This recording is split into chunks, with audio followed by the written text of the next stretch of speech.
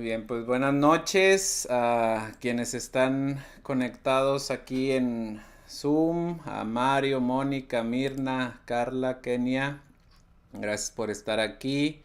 Eh, es la primera vez que estoy intentando transmitir al mismo tiempo en Zoom, digo, en YouTube y en Facebook. Espero que en las dos plataformas esté transmitiendo bien. El día de hoy tenemos de invitado a Marco Bautista. Para él ya son las 9 de la noche, me decía ahorita, y eso ya lo sabía desde que lo conocí, que él tiene sus días muy llenos. Entonces después de una jornada larga aquí nos acompaña en la noche de él, desde la Ciudad de México, se conecta. Con mucho gusto y admiración, pues yo también lo invité a este momento de entrevista para que nos comparta un poco de lo que ha sido su vida y de su trayectoria más que personal o más que profesional, pues integral, ¿no? Todo lo que él ha estudiado, ha hecho, lo que sigue haciendo. Entonces, Marco, buenas noches, gracias por estar aquí, ¿cómo te sientes? Hola Andrés, buenas noches, muchas gracias por la invitación, muchas gracias a ustedes, a todos un saludo. Gracias, gracias. Oye, pues ya te vimos ahí tocar la flauta. Yo presumía ahí en la publicación que me encanta a mí el sonido de la flauta transversal, y tú ahorita me hacías la aclaración que es obvio que esta no es una flauta transversal, sino, a ver, cuéntanos, platícanos qué tipo de flauta es la que vimos ahorita y te escuchamos tocar, y cuándo fue eso.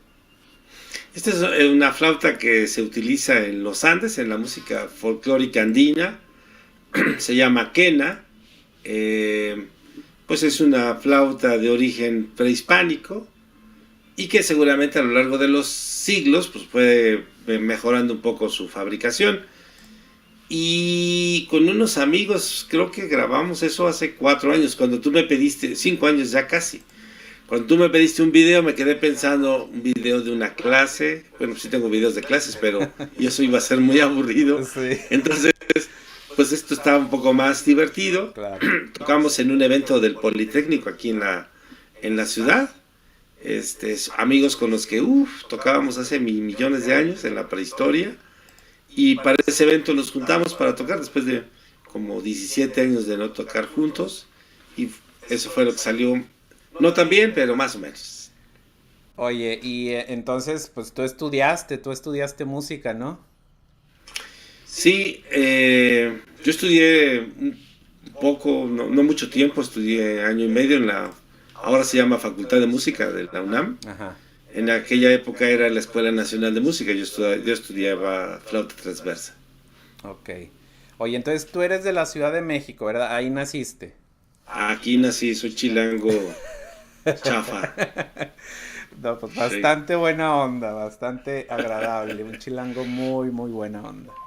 Y oye, entonces en la publicación que yo compartía, pues tú mismo en la biografía también que me pasaste, compartiste pues el inicio de tu vida, tu infancia, y cómo fuiste creciendo. Pero si nos puedes compartir, pues cómo fue tu llegada a este mundo, y cómo fuiste creciendo con tu familia, con la educación.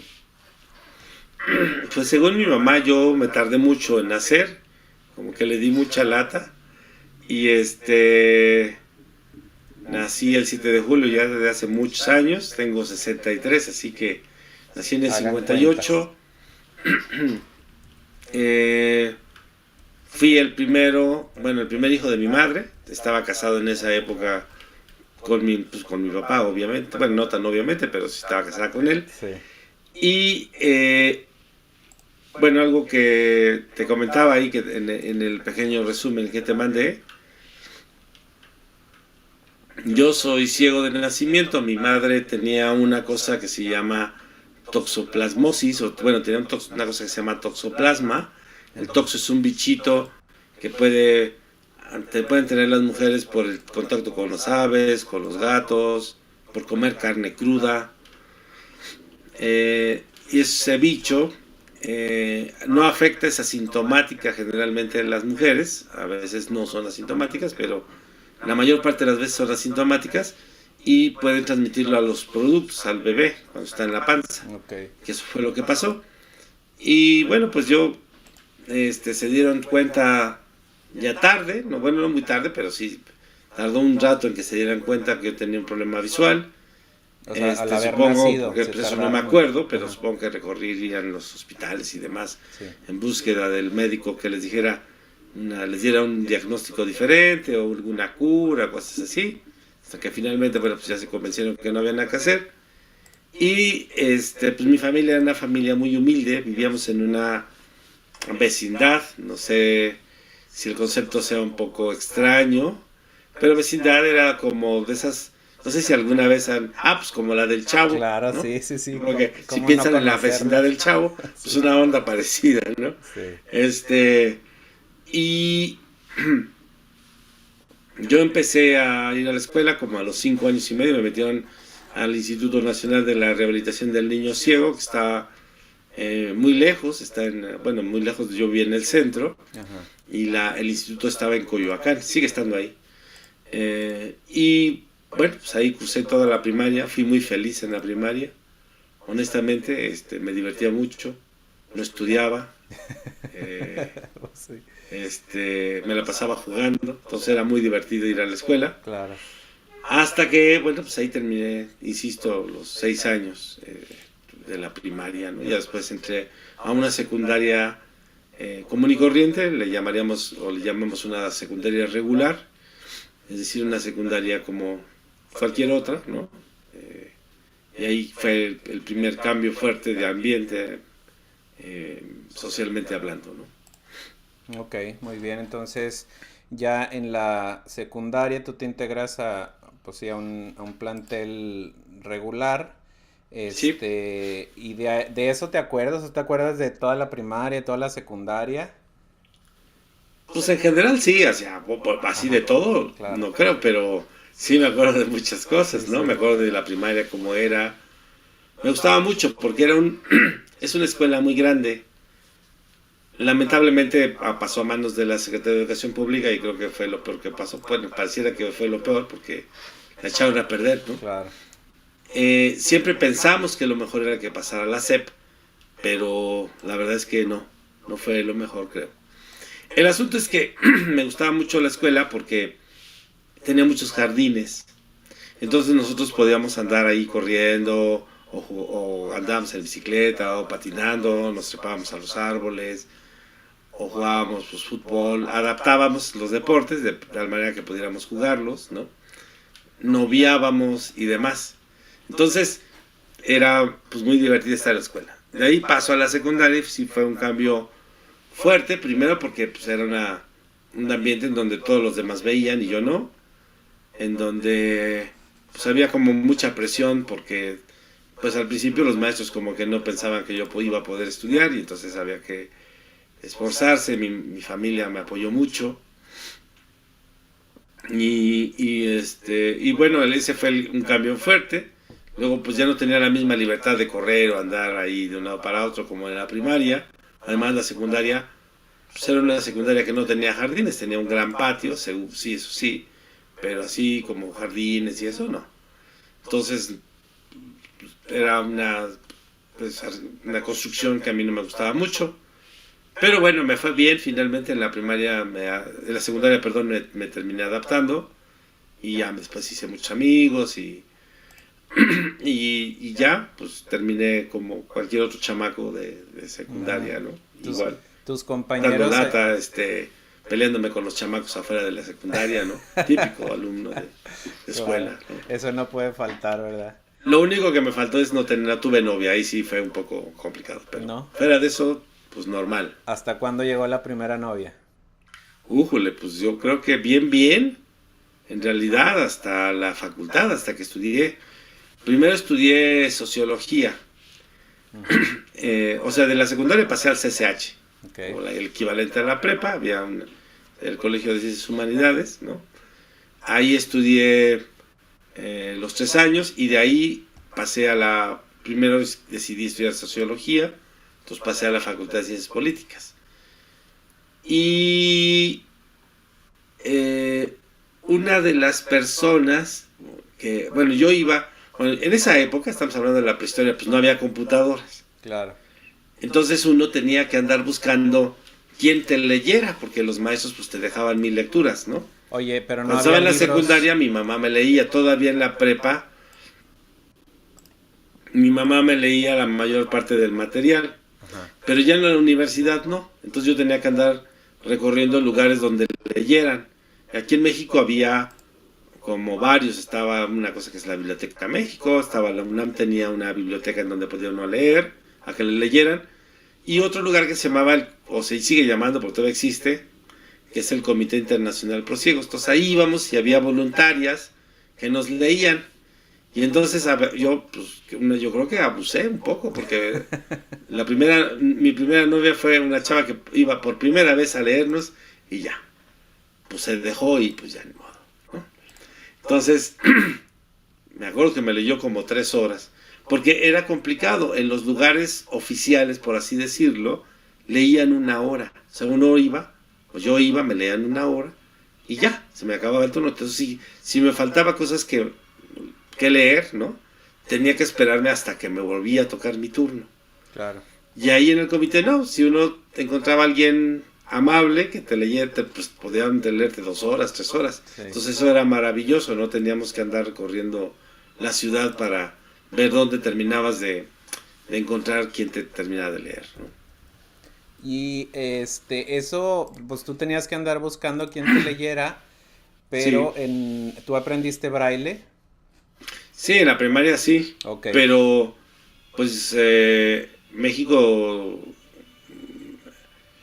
está bastante atrasado en general, ¿no? En Sí. cuanto a cuestiones de discapacidad visual. Y una de las cosas que no hay son libros en braille, Ujú. ni lugares en donde impriman de forma gratuita. Entonces, y menos en esa época, no estamos hablando, insisto, hace muchos años. Entonces, sí, yo sabía braille, sabía Claro. todo lo que una persona ciega tiene que saber, pero no había nada en braille, todo lo demás, todo había que leerlo. Estaba en tinta, normal, común y corriente, entonces había que comprar el libro. Y había de preferencia comprar el libro, porque a veces sacábamos copias, pero luego que la copia estaba borrosa, que no se veía, y pues yo no me daba cuenta que la copia estaba borrosa, ¿no? Entonces llegaba con mis copias feliz a que me leyeran y me decían, No se no, pues es que entiende. no se ve. Y entonces te quedas así con cara de, no, bueno, o sea Ok. que, ¿no? Entonces, o medio se veía, ¿no? Ya ven que luego sacaban las copias y salía, el margen no quedaba bien, salía borrada la parte de arriba, y entonces había que ir como adivinando. Claro. Entonces, pues así estudiábamos. Entonces los trabajos había que escribirlos a máquina, una máquina de escribir. Eh, y luego pasaba que yo estaba escribiendo muy contento mi trabajo, claro, como Ajá. todo buen alumno, ¿no? Sí. La noche justo anterior al día que hay que entregarle al maestro Andrés, ¿no? Ese Claro, día, así, en exactamente. la noche antes, el ensayo que nos había dejado. Entonces ahí estaba yo, arduamente, trabajando hasta las 2 3 de la mañana, escribiendo en la máquina, y ya llegaba yo feliz con el maestro, aquí está entrado, ya yo lo entregaba, y me decía, ¿pero qué? No se ve nada. Ay, no. No se veía porque se saltaba la cinta. Ay, no, estás Se escribiendo en botaba la cinta blanco. y uno seguía escribiendo. Se medio marcaba la letra, pero no pintaba. Ay, Entonces Marco. era como un poco trágico eso, ¿no? Entonces Claro. era... No. Las computadoras han solucionado muchísimas cosas. Sí, porque por ejemplo, ahorita que mencionas eso de las computadoras, tú tienes un programa, ¿no? Que te ayuda ahí, pues para ir, no sé si pasas el cursor y te va diciendo, leyendo los programas y los nombres y todo eso, ¿no? Sí, hay varios, esos se llaman lectores de pantalla, son softwares que están diseñados, son dentro de la tecnología de asistencia. Ujú. Este tipo de programas lo que hacen es leer los textos que aparecen en la pantalla. Si el icono no tiene el texto, si la imagen no tiene un texto, pues no lee. O Claro. sea, nada más pues ahí se lo brinca, ¿no? ¿No? Como si no existiera. Entonces, todo lo que esté bien etiquetado, o sea, que tenga letras y demás, lo lee. Y se mueve, bueno, todos usamos el teclado para desplazarnos por la pantalla, no podemos usar el mouse, porque pues no hay manera de cómo saber dónde está moviéndose el puntero, ¿no? Entonces lo hacemos con el teclado, algunos comandos tiene el programa y usamos otros comandos que son propios, en este caso, del sistema operativo Windows, que es el que yo utilizo. También hay para Mac, pero pues, todavía no me atrevo a brincarme a Mac. Entonces sigo en Windows y sí, yo todo lo hago con el teclado. Muy bien.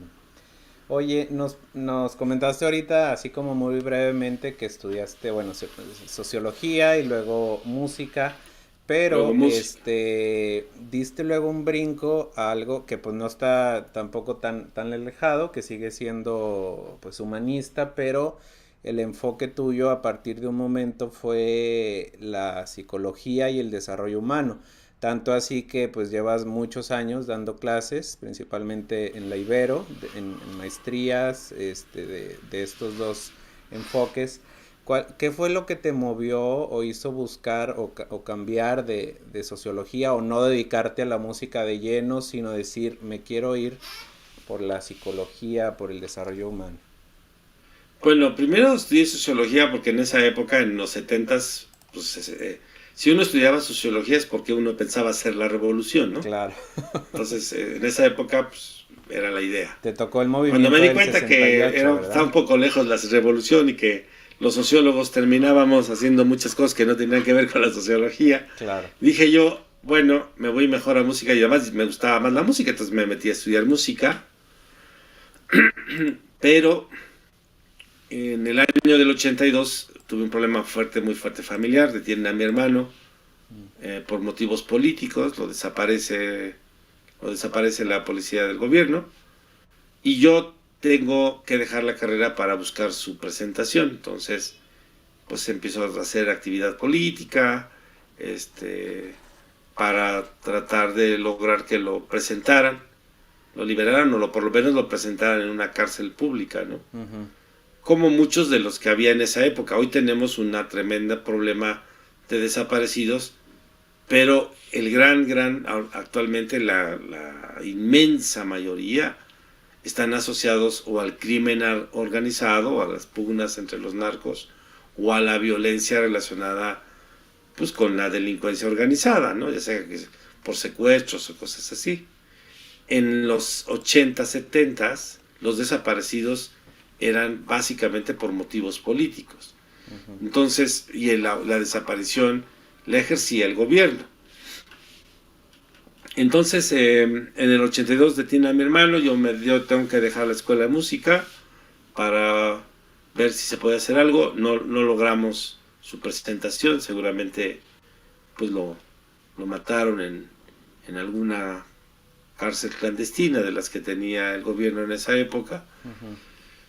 Y después de un tiempo, en el 83, me pregunto yo, bueno, pues qué onda, ya no podía regresar a música, podía regresar, pero mi finalidad al entrar a estudiar música era ser concertino, ¿no? Es trabajar, pues yo no sé qué pensaba, porque ser concertista en una orquesta, pues está de locos, no hay manera, ¿no? Todos los músicos generalmente leen música, claro, ¿no? Y yo, pues sí aprendí a leer música, pero no había manera de leer música y tocar la flauta al mismo tiempo. Sí. Pues no, como con los dedos de los pies o cómo iba a leer, ¿no? No había manera. Entonces, tenía que haberme aprendido todas las partituras, pero en una orquesta, por ejemplo, pues cambiar de una obra a otra obra, o de 3 obras o 4 que tocan en un concierto de una semana a otra semana, pues no iba a ser posible, ¿no? Eso no era posible. Pero yo quería ser flautista. Pero ya cuando pasó el tiempo, cuando ya me había salido y quería seguir estudiando, en la música es muy celosa. Uno puede dejar de estudiar un tiempo y más o menos ahí lo retomas y ya, ¿no? Pero en la flauta, ¿no? Bueno, cualquier instrumento, ¿no? Todos los días hay que estudiar. Todos los días tienes que hacer escalas y cosas. Si no se olvida, ¿no? Sí, ¿no? Entonces, si tú no haces, pues luego se siente, te regresas. Y yo no quise, porque dije, yo ya estoy muy grande para estudiar música. De por sí empecé grande, decía, no, pues ya ahorita ya no tiene caso. Y entonces decía, bueno, yo ¿por qué tengo que estudiar? Entonces yo tenía como una visión de lo que era la sociedad, así tenía una impresión, una explicación de cómo funcionaban las cosas, pero no entendía cómo funcionaba el individuo dentro de esas grandes cosas. Entonces, el primer libro que leí que me interesó fue uno de Eric Fromm, que Mm, se llama El miedo a la libertad. ujú. Y dije, ok, esto quiero estudiar. Y ya, fue así como Mira. empecé a estudiar psicología, primero en la Universidad Metropolitana, ahí estudié psicología social, tardé mucho en terminar porque al principio pues seguía con lo de mi hermano, trabajaba para ganar dinero y además estudiaba, entonces tenía que llevar media carrera, por lo que me retrasé mucho en terminar la carrera, pero finalmente la terminé. Y ya después, pues ya de ahí me fui al desarrollo humano, pero fue como, honestamente, llegué al desarrollo humano por rebote, porque yo quería, como todo psicólogo pues, que se precia al principio, yo quería ser psicoanalista. Ajá, claro. Solo que el psicoanálisis, estamos hablando de hace 30 años, ¿no? Bueno, sigue siendo, pero era carísimo estudiar psicoanálisis. Y además había que tener una maestría. Entonces, después había que estudiar el doctorado, pero los doctorados en psicoanálisis eran y son hiper caros, porque además de estudiar, tenías que llevar terapia X tiempo, ¿no? Para darles una idea, el círculo psicoanalítico me parece que son como 8 o 10 años para estudiar psicoanálisis. Y de esos tienes que llevar 6 años en análisis. Y muchas veces son 2 sesiones a la semana. Y pues los psicoanalistas no se caracterizan por ser barateros, ¿no? Cobran como si se te fueran a sacar. Ya le vas sumando y ya dices, bueno, me sale más barato una operación de Claro. riñón, ¿no? Pero finalmente, bueno, pues dije, ok, psicoanálisis no puedo, no hay manera. Y entonces en una universidad conocí a un maestro maravilloso, Miguel Reyes. Y Miguel me gustó mucho cómo trabajaba grupos. Y dije, y ya le pregunté dónde, ya me dijo de la Ibero. Y por eso terminé en la Ibero estudiando la maestría en desarrollo humano. Y a partir de ahí ya te quedaste y le seguiste, ¿no? Así es. Digo Sí, yo, porque ya no quise. Cuando terminé la maestría tenía la opción de, pues ahora sí me puedo meter un doctorado en análisis. ujú, Ya habían pasado, ya habían cambiado, habían aparecido algunas instituciones ya un poco más baratas. Podría sí haberme metido a estudiar otra maestría en psicoanálisis. Pero, pues yo dije, pues ya como que ya no me atraía tanto. Y dije, bueno, pues es como estudiar otra cosa diferente. Pues como que no voy a saber de mucho, ¿no? Un poco de todo y pues así, ¿no? Y ya me quedé en la línea humanista. sí, y para los que no estuvieron al principio del video, comentaba que a Marco pues yo lo conocí porque me dio clase en una clase de maestría en desarrollo humano de la Ibero Torreón. Algunas clases las tuvimos virtuales, otras presenciales, y precisamente fue esta clase de grupos de encuentro que tú mencionaste, de grupos, que es pues un momento muy especial para un facilitador o para un grupo que tiene un facilitador que lo sabe llevar, y que yo puedo decir que Marco lo ha sabido intuir muy bien, el manejo de lo que los demás van compartiendo y poder abrir y cerrar es un proceso muy bonito, muy sanador, ¿no?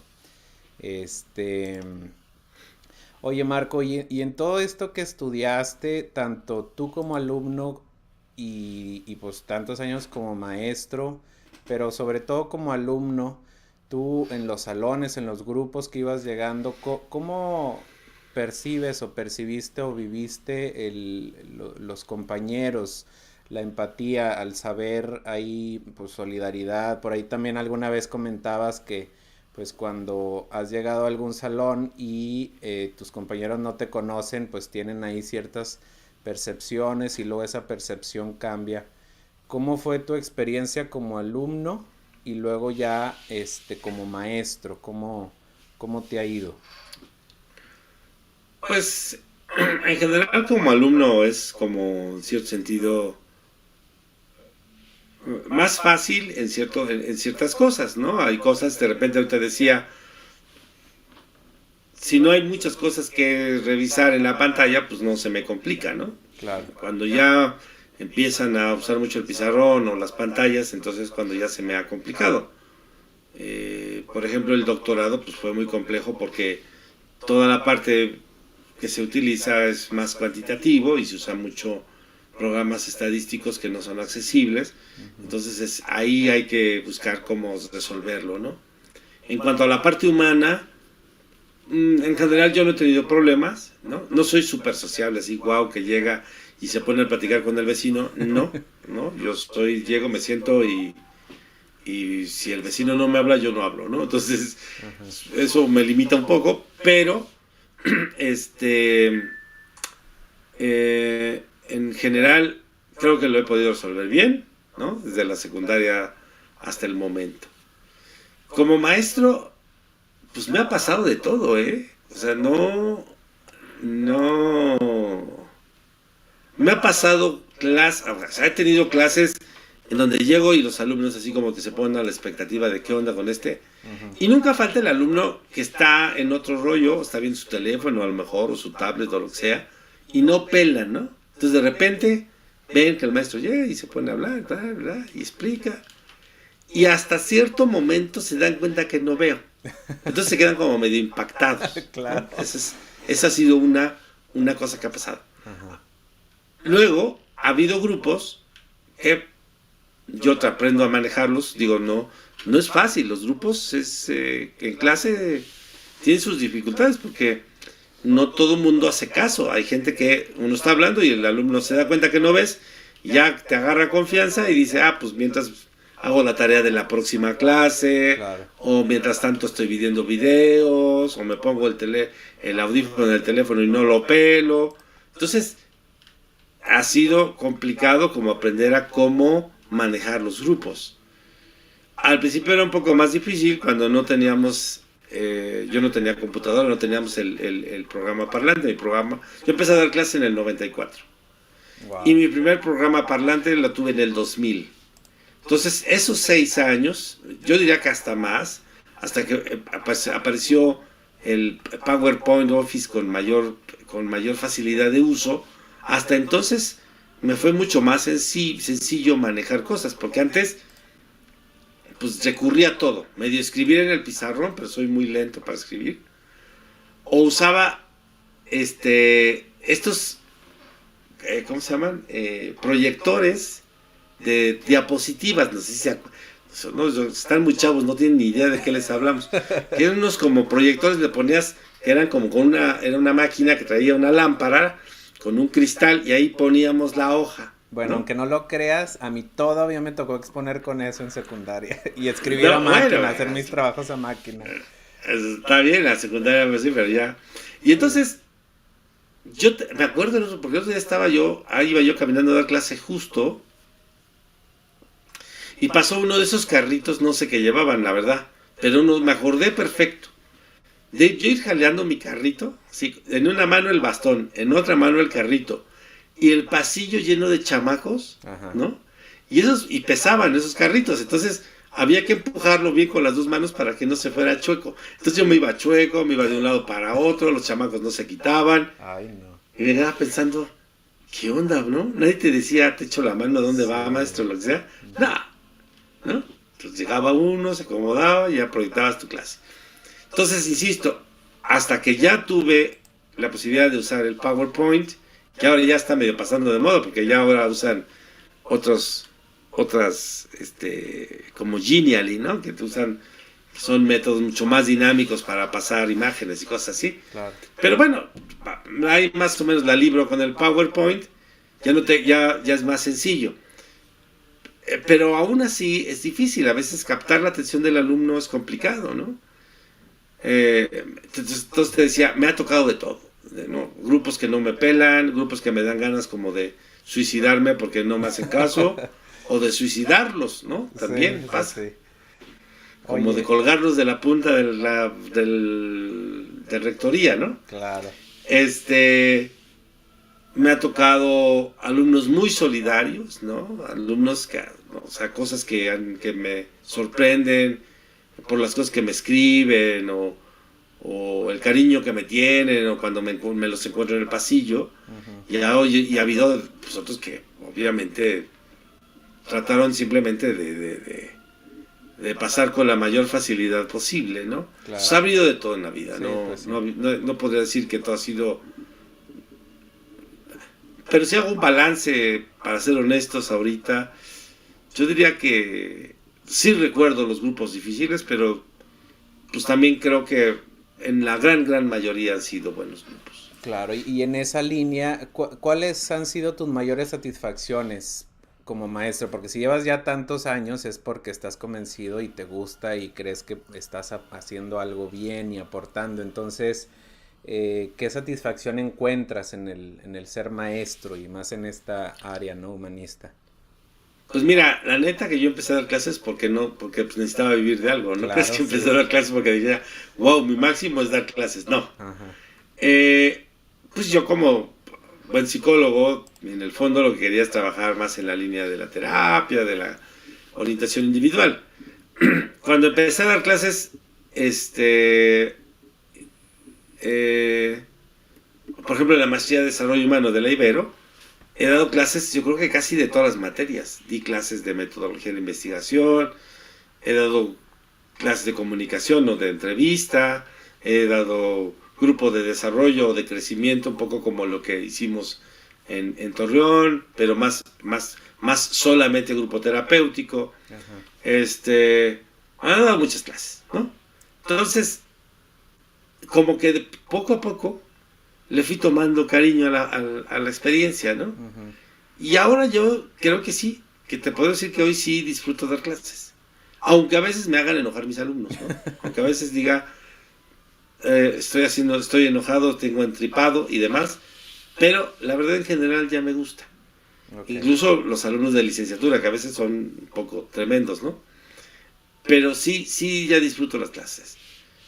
Yo creo que satisfacciones, pues no sé, por ejemplo, de licenciatura, cuando algún alumno me pide, por ejemplo, que lo recomiende para tomar algún posgrado, Ujú. que me dicen, oye, fíjate que voy a hacer necesito una carta de recomendación porque me voy a ir a hacer un posgrado a Inglaterra o a Alemania o lo que sea. Y entonces, pues ya, eso me da mucho gusto porque pienso en que algo les dejé, ¿no? Cuando me mandan un correo y me dicen, oye, pues me acuerdo mucho de tu práctica, ¿no? Los de licenciatura. Y entonces, ahorita estoy usando mucho de lo que aprendí, entonces también. O cuando alguien me dice, ¿no? No, es que, pues tu práctica, te la recomiendan mucho tus alumnos, no sé qué. Entonces ya el ego, pues va para arriba, ¿no? La Claro. egoteca se alimenta. Sí. Y en la maestría, igual, cuando los alumnos después me preguntan, oye, ¿cómo puedo hacer esto? Oye, ayúdame, oye, recomiéndame. Esas son las cosas. Y así recuerdos muy específicos, no sé, quizás me viene mucho a la mente una niña que desde licenciatura, que yo la tuve en dos materias. Primero la tuve en metodología de la investigación, en métodos 3 que en realidad lo que hacen es su proyecto, un proyecto de investigación, hacen una investigación en chiquito.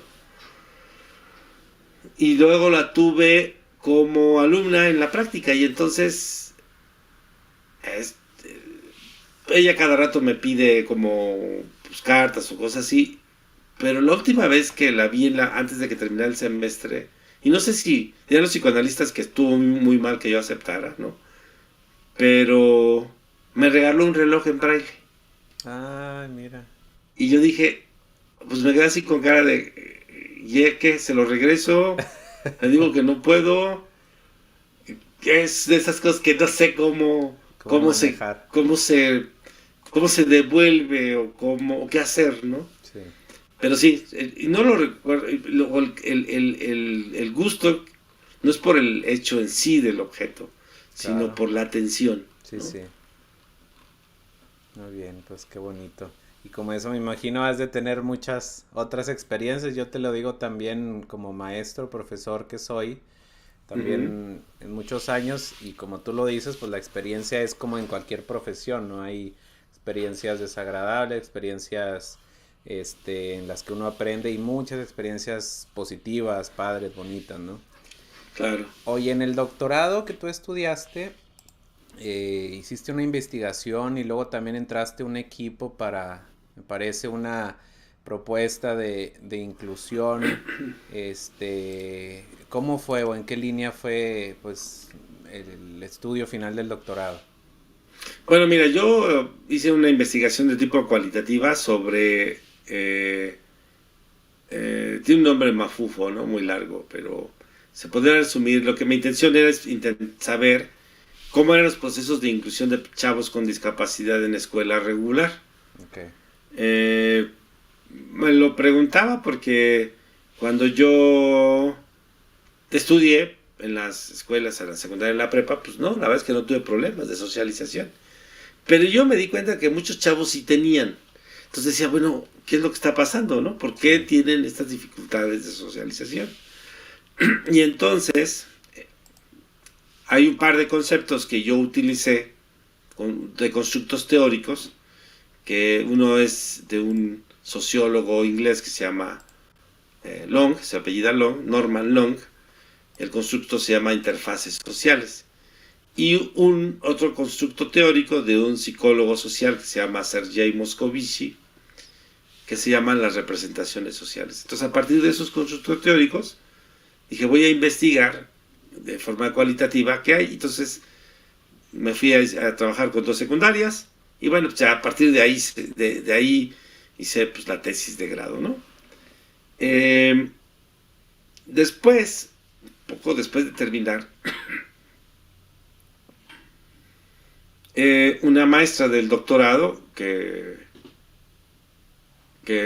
a quien yo quiero mucho, Ale Domínguez, que después fue directora del Departamento de Psicología, eh, me invitó a participar en un proyecto que era una cátedra de investigación. Las cátedras de investigación son cátedras que se someten a concurso para obtener financiamiento. Y esta cátedra de investigación contaba con 4 líneas. La cátedra se llamaba algo así como tecnología o desarrollo tecnológico e inclusión educativa. Una cosa así se llamaba. Y tenía 4 líneas de investigación, unas desarrolladas por biomédicos, otra por el departamento de química, otra por el de diseño, y en psicología eh, intentamos desarrollar un instrumento de medición de inteligencia de niños ciegos de nacimiento. ok, ¿Por qué? Porque lo que nos interesaba era poder desarrollar un instrumento que realmente midiera, porque todos los instrumentos que existen son visocentristas, es decir, utilizan como punto central la visión, claro, pues el WISC, el WISE, para inteligencia en adultos, etcétera.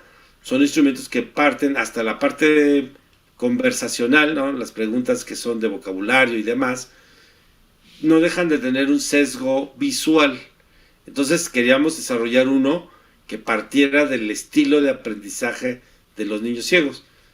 Yo aprendí mucho en ese proceso, lamentablemente no se pudo continuar con la cátedra, mm, se dejó de tener el recurso ujú, económico y pues ya las diferentes líneas de investigación no pudieron continuar y entre ellas las de psicología. Pero aprendí mucho, la verdad es que me di cuenta de muchas cosas, de cómo se da el proceso de desarrollo de las personas, más allá de si ven o no ven, ¿no? O sea, una serie de cuestiones sí. que a veces no nos preguntamos de cómo se desarrolla la inteligencia de los niños, aprendí mucho. Ah, mira, pues qué interesante. Y yo creo que eso es abrir también puertas, ¿no? Y líneas que se pueden y deben continuar, yo creo, ¿no? En la Claro. educación. Marco, en tu vida, ¿qué idea has tenido o experimentado o experimentas en relación a Dios? Esa es una pregunta que sabes que va a ser complicada Tú porque, échala, a ver, échala. yo tengo mi idea de Dios un poco rara, ¿no? Yo soy un ateo gracias a Dios, digamos así, ¿no? Exacto, de esos hay muchos. Sí, entonces soy un poco así. Ujú. Yo fui criado, por supuesto, en una familia católica y en la primaria había mucho la idea de que nosotros fuéramos a la doctrina. Entonces nos llevaban ahí había una casa hogar de niñas Ajá. y dirigida por monjas y ahí iban los sacerdotes a enseñarnos cosas de la Biblia y del catecismo. No me preguntes qué aprendí porque la neta es que no me acuerdo prácticamente nada. Sí, Porque además nosotros éramos una amenaza, entonces siempre tratábamos de escondernos para no ir, ¿no? Entonces, bueno. Pero digamos que todo, y luego estuve participando en un grupo scout que había ahí en la primaria, y pues los scouts tienen una línea como muy católica, ¿no? Entonces hablaban de San Francisco, que es como el santo que más me cae bien, ajá. y entonces hasta ahí la cosa no iba tan mal, pero cuando vino el asunto de mi hermano, yo creo que sí fue un momento paradigmático en cuanto a la parte religiosa, ¿no? Claro. Además de, pero además obviamente pues empecé a tener muchos conflictos con la visión institucional del clero, Sí, ¿no? sí. Y lo que ha simbolizado el clero a lo largo de la historia y demás, que no me voy a meter, pero sí dije, no, pues no, o sea, tenemos broncas con la parte institucional del clero. Y luego me pasa eso, bueno, pues así como que dije, no, Sí. algo no está bien. Ujú. Es como que hubo un conflicto severo. Y sin embargo, soy muy incongruente en mi ateísmo, ¿no? Porque de repente me digo, me acuerdo cuando yo, hace 10 años murió mi pareja era diabética, ciega, entonces, pues la situación era muy complicada. Y yo de repente me acuerdo mucho caminando del tren, del metro de la ciudad, ¿no? Ujú. Los que conozcan la ciudad Sí. sabrán que el metro es un tren subterráneo, ¿no? Entonces, bueno, yo venía caminando del metro hacia donde vivíamos y como a las 10, 11 de la noche yo nomás le decía, Dios, por favor, solo dame fuerza, solo dame energía, ¿no? Ujú. Sí. Entonces, ateo de todo, pues soy ateo cuando me conviene y cuando no, como que no tanto, ¿no? Sí, sí. Igual, ¿no? Me recuerdo cuando mi prima que murió hace como, pues la que filmó ese video que vieron, Sí. lo filmó con un teléfono celular mi prima. Mi Ok. prima murió ya hace casi 3 años de cáncer y yo la quería mucho, pero me acuerdo que yo, entre los muchos trabajos que tengo, trabajo para el sindicato de la empresa de panes más culpables de la obesidad en México, para la empresa Bimbo. Sí, Entonces, bueno, no es la única culpable, también está la coca y otras, ¿no? claro. Pero bueno, yo trabajo para el sindicato y el sindicato está muy cerca de una iglesia muy socorrida en la Ciudad de México, que es la iglesia de San Judas. Sí, sí, cómo no. De San Judas Tadeo, está ahí en el centro, junto al Metro Hidalgo. Ujú. Y es cada 28 de mes, es así, bueno. Ah, Y el sí, día de no, San pues sí, Judas, o no sí. sé, pero bueno, hasta de plano cierran la avenida porque Sí, va mucha gente. Yo creo que después de la Virgen de Guadalupe es el santo concurrido. este, más venerado en la ciudad, ¿no? Ujú. Entonces ahí, yo me acuerdo que salía a veces a la iglesia, me sentaba y yo a rezar, pues cada vez que tengo que ir a una misa, pues voy parando la oreja para ir siguiendo el rezo, porque yo ya no me acuerdo, ¿no? Claro. Entonces, pues a mi manera y voy diciendo, yo me acuerdo que le decía, no, pues que mi prima no iba ya sabía que no iba a vivir, pero lo único que quería era que no sufriera, ¿no? Claro. Entonces, ese tipo de cosas digo, ay, soy un ateo muy raro, ¿no? O sea, como que no creo en el más allá, no creo que después de la muerte haya algo más, no creo en esas cosas, pero creo que debe haber algo superior en el universo. Como le llamemos Dios o como le quiera llamar cada quien, pues es su rollo, ¿no? Pero sería un poco egocéntrico pensar que somos la única fuerza o que no hay fuerzas más poderosas en el universo, ¿no? Claro. Sí, te hago esta pregunta porque, bueno, es algo también que ya habías comentado y que yo en mi experiencia personal también al haber convivido pues en otros países también con gente de otras religiones y gente atea también, pero mucha gente atea yo he reconocido valores humanos que son profundamente cristianos o profundamente judíos o musulmanes, ¿no? Los valores básicos que una religión profesa en el fondo, pues es el amor, la paz y realmente yo estoy seguro que el Espíritu Santo actúa mucho más allá de los límites de una religión, ¿no? Y en las personas que independientemente profesen o no, se actúa para construir un mundo mejor, ¿no? A la medida de cada quien.